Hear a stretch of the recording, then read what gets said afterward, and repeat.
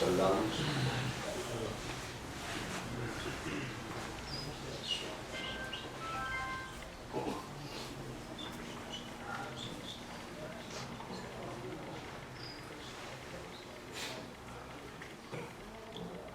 قال في شان حبيبه الكريم إن الله وملائكته يصلون على النبي يا أيها الذين آمنوا صلوا عليه وسلموا تسليما. اللهم صل على سيدنا ومولانا محمد معدن الكرم وآله الكرام وابنه الكريم وبارك وسلم. سبحان ربك رب العزة عما يصفون وسلام على المرسلين والحمد لله رب العالمين برحمتك يا أرحم الراحمين.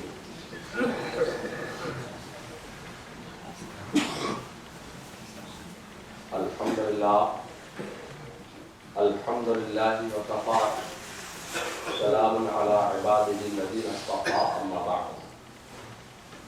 قال الله تبارك وتعالى في كتابه العظيم وخطابه القديم وقرآن المجيد والفرقان الحميد. فأعوذ بالله من الشيطان الرجيم. بسم الله الرحمن الرحيم. شهر رمضان الذي أنزل فيه القرآن آمنت بالله صدق الله مولانا العظيم. محترم و بارقار علماء ملت اسلامیہ، اللہ رب العزت کے حضور اپنے سروں کی عقیدت کے نذرانے پیش کرنے والے جملہ حضرات، السلام علیکم ورحمۃ اللہ وبرکاتہ. سیدنا اعلیٰ حضرت فاضل بریلوی کے بھائی استاد زمن حضرت مولانا حسن رضا فرماتے ہیں کہ نثار تیری چہل پہل پر ہزاروں عیدیں اے ربیع الاول، سوا ابلیس کے جہاں میں سبھی تو خوشیاں منا رہے ہیں.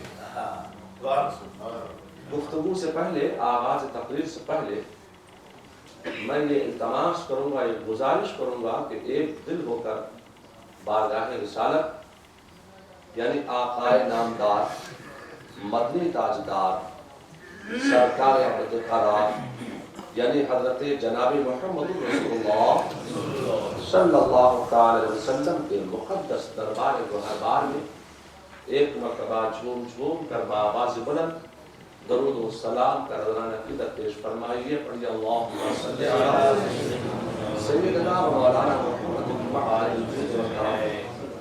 الکرام وابنہ الکریم وبارک وسلم.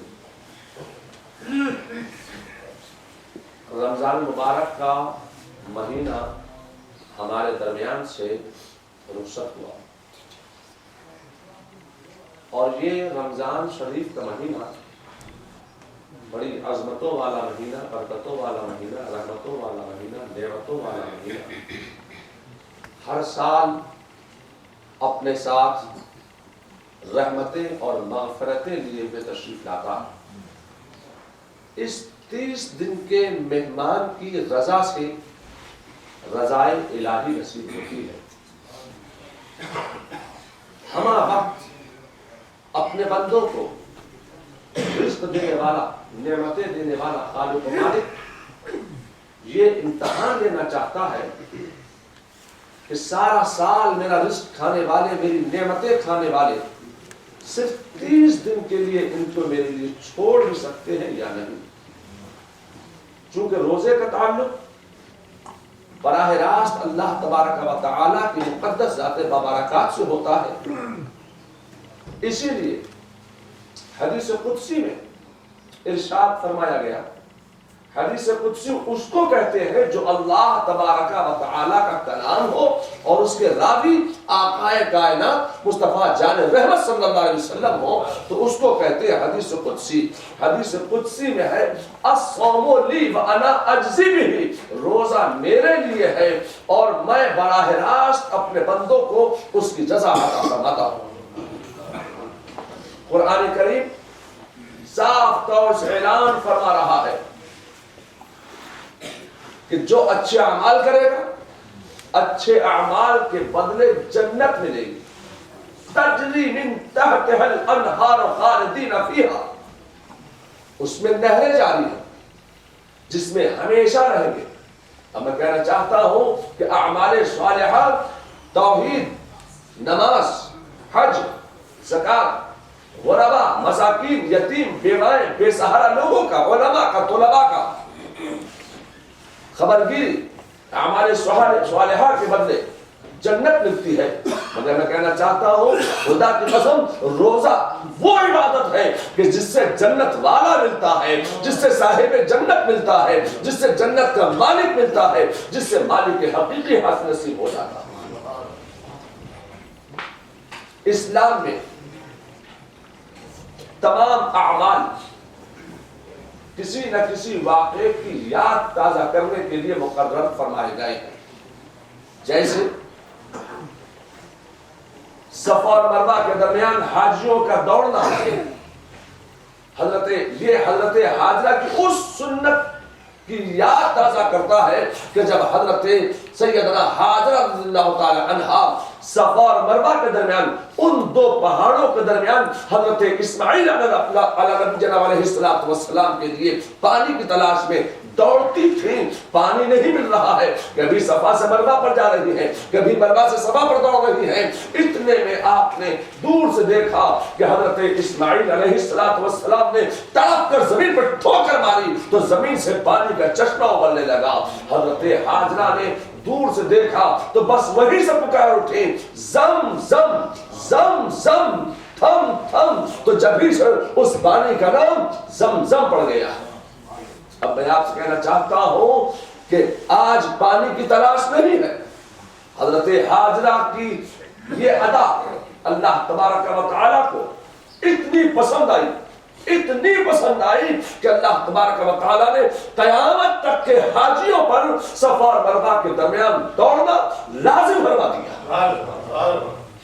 اسی طریقے سے یہ رمضان کے روزے، اسی طرح ان دنوں میں اللہ کے پیارے رسول صلی اللہ علیہ وسلم نے کچھ دن غار حرا میں گزارے تھے، اور ان دنوں میں مصطفیٰ جان رحمت صلی اللہ علیہ وسلم نے دن کو کھانے پینے سے پرہیز فرمایا تھا اور رات کو عبادت الہی میں مشغول ہو جایا کرتے اور ذکر الہی میں مشغول ہو جاتے، تو اللہ تبارک و تعالیٰ کو اپنے پیارے رسول صلی اللہ علیہ وسلم کی عبادت کرنے کی یہ ادا اتنی پسند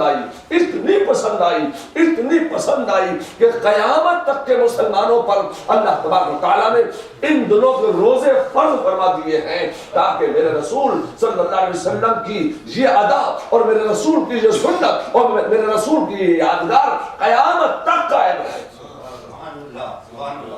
اب میں آپ سے کہنا چاہتا ہوں کہ روزے ہر دور میں فرض ہوئے ہیں۔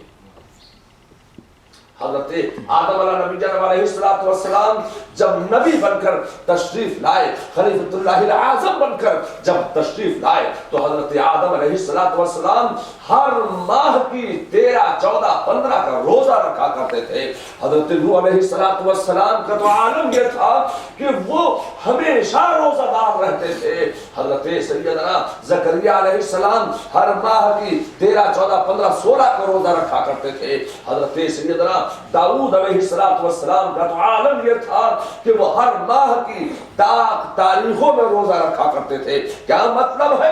اور فرماتے یہ تھے کہ اللہ وتر واللہ یحب الوتر، اللہ بے جوڑ ہے اور بے جوڑ کو پسند فرماتا ہے۔ ہر ماہ کی تاریخوں میں روزہ رکھا کرتے۔ کیا مطلب ہے؟ مطلب یہ ہے کہ حضرت داؤد علیہ السلام ہر ماہ کی 1، 3، 5، 7، 9، 11، 13، 17، 15، 19، 21، 23، 25، 27 اور 29 تاریخ کا روزہ رکھا کرتے تھے۔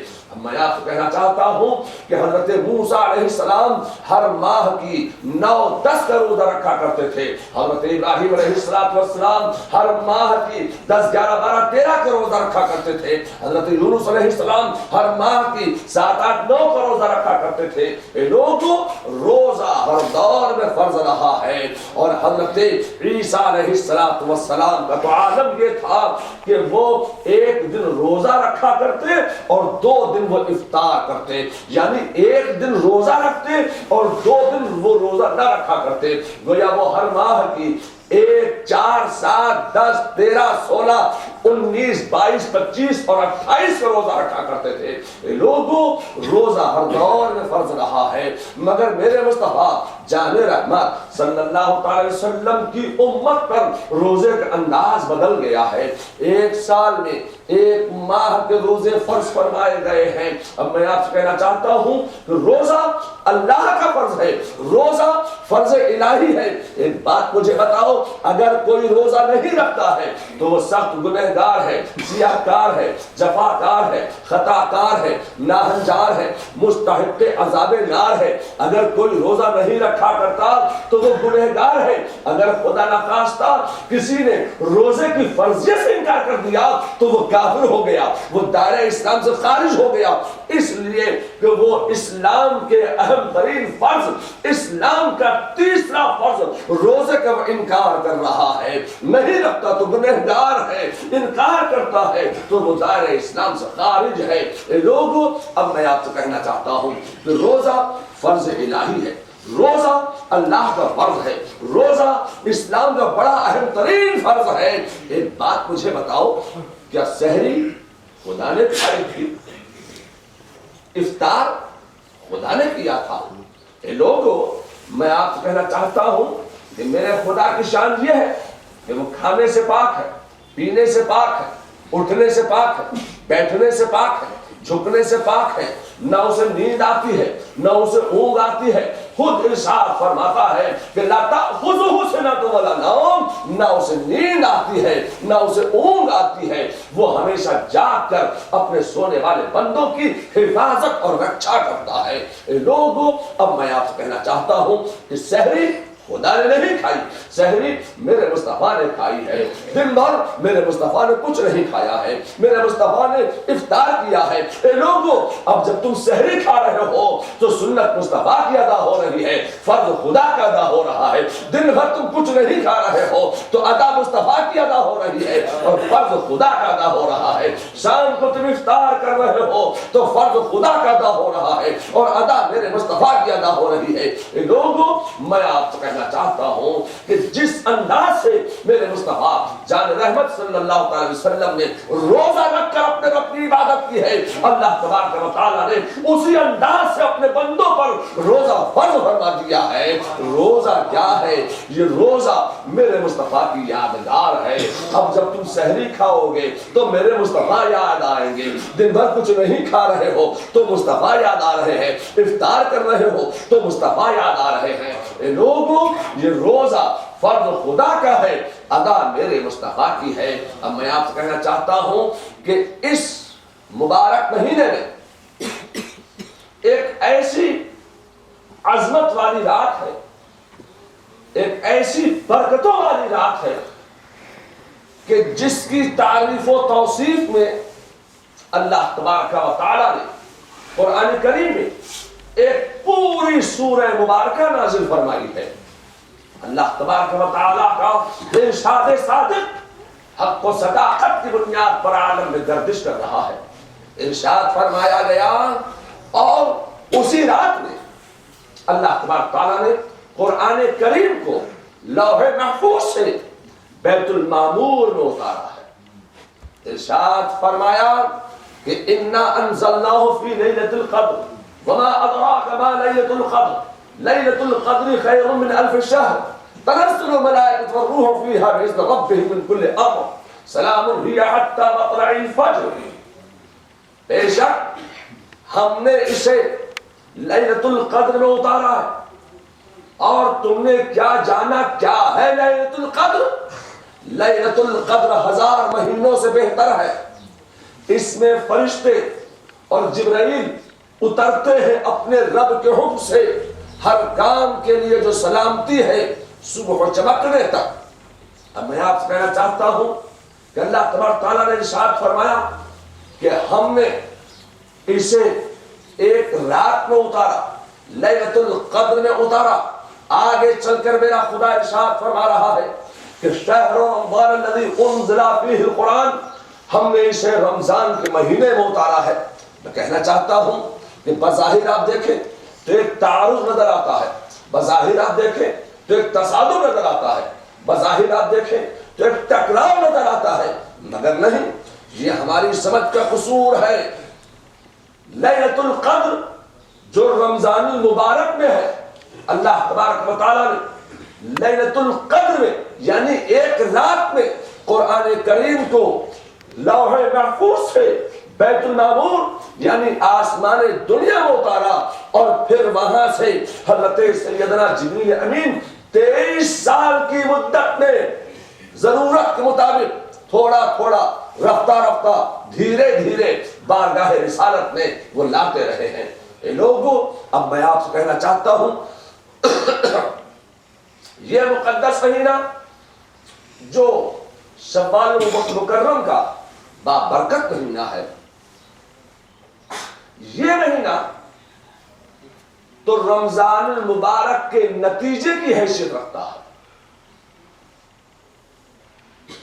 اس چاند کی خوشی سال کے تمام چاندوں سے زیادہ ہوتی ہے۔ عید کا چاند کیا مطلب ہے؟ ایسا چاند جس کو بار بار دیکھنے کی خواہش ہو۔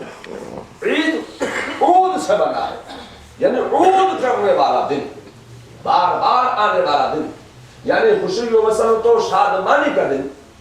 ہم خوش عقیدہ مسلمانوں کا طریقہ یہ ہے، ہم غوث و خواجہ اور رضا کے آستانوں پر حاضری دینے والے خوش عقیدہ مسلمان ہر حال میں اپنے خدا اور رسول اور مقبولان بارگاہ الہی کا ذکر کرتے ہیں۔ اگر کوئی غم کا دن ہے تو اس غم کی بنیاد پر ہم اپنے خدا اور رسول کو فراموش نہیں کرتے ہیں، بھول نہیں جاتے ہیں۔ اگر کسی کا انتقال ہو گیا تو اس غم میں بھی ہم ذکر خدا اور رسول کرتے ہیں۔ تیجا 10واں 20واں محفل غم، تیجے کی محفل ہو، 10واں 20واں محفل غم بزم چہلم ہو، اس میں بھی ہم ذکر خدا اور رسول کرتے ہیں۔ چھٹی چھمائی برسی ہو تو اس میں بھی ہم ذکر خدا اور رسول کرتے ہیں۔ یہاں تک کہ خوشی کا دن ہو، بچے کی پیدائش کی خوشی کا دن ہے تو اس خوشی کے موقع پر ہم اپنے خدا اور رسول کو بھول نہیں جاتے ہیں۔ اس خوشی کے موقع پر بھی ہم ذکر خدا اور رسول کرتے ہیں۔ شادی کی محفل ہے، شادی کی خوشی کی بنیاد پر ہم خدا اور رسول کو فراموش نہیں کرتے ہیں۔ ایسے ہی چاہے عید کا دن ہو، عید کی خوشی کا دن ہو تو عید کی خوشی کے دن کے موقع پر بھی ہم ذکر خدا اور رسول کرتے ہیں، اور دوگانا نماز واجب ادا کر کے ہم اپنے خدا اور اپنے رسول کو یاد کرتے ہیں، کا ذکر کرتے ہیں۔ اے لوگوں، اب میں آپ سے کہنا چاہتا ہوں کہ خوشی اور غم دونوں اللہ تبارک و تعالی کی طرف سے ہوتے ہیں۔ اللہ رب العزت اپنے بندوں کو جس حال میں رکھے اس میں بندہ راضی رہے۔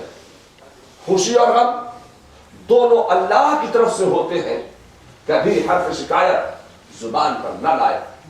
میں آپ سے کہنا چاہتا ہوں کہ مسلسل 1 مہینہ تک امتحان میں بیٹھنے کے بعد جب نتیجہ کامیابی کی صورت میں نکلتا ہے تو فطرتاً وہ دن خوشی و مسرت و شادمانی کا دن ہوتا ہے۔ اور یہ امتحان خدا کی قسم ایسا امتحان ہوتا ہے کہ اس امتحان میں ہر بیٹھنے والا کامیاب و کامران نظر آتا ہے۔ اللہ تبارک و تعالی ارشاد فرماتا ہے کہ قد افلح من تزکا، جس نے بھی تزکیے کی کوشش کی وہ کامیاب ہوا، اور وہ کامیابی جو اللہ تبارک و تعالیٰ کی طرف سے ہوتی ہے اس کو کبھی سوال نہیں ہوتا ہے۔ لوگوں، میں آپ سے کہنا چاہتا ہوں کہ یہ عید کیا ہے؟ یہ عید کیا ہے؟ یہ بھی تو میرے مصطفیٰ کا دیا ہوا ایک خوشی کا دن ہے۔ ہر قوم کا اپنا ایک نہ ایک دن خوشی و مسرت و شادمانی کا دن ہوتا ہے۔ اس دن میں وہ قومیں اپنی مذہبی اور اخلاقی ذمہ داریوں اور پابندیوں سے آزاد ہو جاتی ہے۔ ان قوموں کے نزدیک خوشی و مسرت و شادمانی اور جشن پابندیوں سے آزادی کا نام ہے، مگر میں کہنا چاہتا ہوں خدا کی قسم اسلام کا نظریہ اس کے بالکل برخلاف ہے۔ ہم خوش عقیدہ مسلمانوں کے لیے جب کوئی خوشی کا دن آتا ہے تو اس میں ذمہ داریاں، اخلاقی ذمہ داریاں اور زیادہ بڑھ جاتی ہیں۔ حضور اکرم سرور عالم صلی اللہ علیہ وسلم جب مکہ شریف سے ہجرت فرما کر مدینہ شریف تشریف لائے تو حضور اکرم صلی اللہ علیہ وسلم نے ملاحظہ فرمایا کہ مدینے کے لوگوں نے سال میں 2 دن ایسے مقرر کر رکھے ہیں کہ جن دنوں کو وہ کھیل کود، لہو لعب اور مذہبی پابندیوں اور ذمہ داریوں سے آزاد ہو کر گزار کر دیتے ہیں۔ تو میرے مصطفیٰ جان رحمت صلی اللہ علیہ وسلم نے ارشاد فرمایا کہ اسلام بے راہ روی، لہو لعب اور مذہبی اصولوں سے روگردانی کی اجازت نہیں دیتا ہے۔ تو میرے مصطفیٰ جان رحمت صلی اللہ علیہ وسلم نے ان ایام جاہلیت کے تہواروں کے بدلے اپنی قوم کے لیے سال میں 2 دن خوشی کے مقرر فرمائے۔ ایک عید الفطر کا دن جو آج کا دن ہے، اور ایک دن عید قربہ کا دن۔ میرے مصطفیٰ نے یہ 2 دن اپنی قوم کے لیے خوشی و مسرت و شادمانی کے مقرر فرمائے۔ ان دنوں میں مسلمانوں پر لازم ہے کہ ان دنوں میں وہ زیادہ سے زیادہ اپنے رب کی حمد و ثنا بیان کریں اور بلند آواز سے پڑھیں اللہ اکبر۔ بلند آواز سے آپ بھی پڑھیے اللہ اکبر، اللہ اکبر، لا الہ الا اللہ، واللہ اکبر، اللہ اکبر، وللہ الحمد۔ اب میں آپ سے کہنا چاہتا ہوں کہ یہ عیدیں تو خوشی کا دن ہے ہی، مگر ایک بات بتاؤ، یہ خوشیاں دی کس نے ہیں؟ یہ عیدیں دی کس نے ہیں؟ کہنا چاہتا ہوں کہ تمام عیدوں کی عید، تمام خوشیوں کی خوشی، تمام عیدوں کی عید تو یوم ولادت سعید ہے۔ 12 ربیع الاول کی عید تمام عیدوں کی عید ہے، تمام خوشیوں کی خوشی ہے۔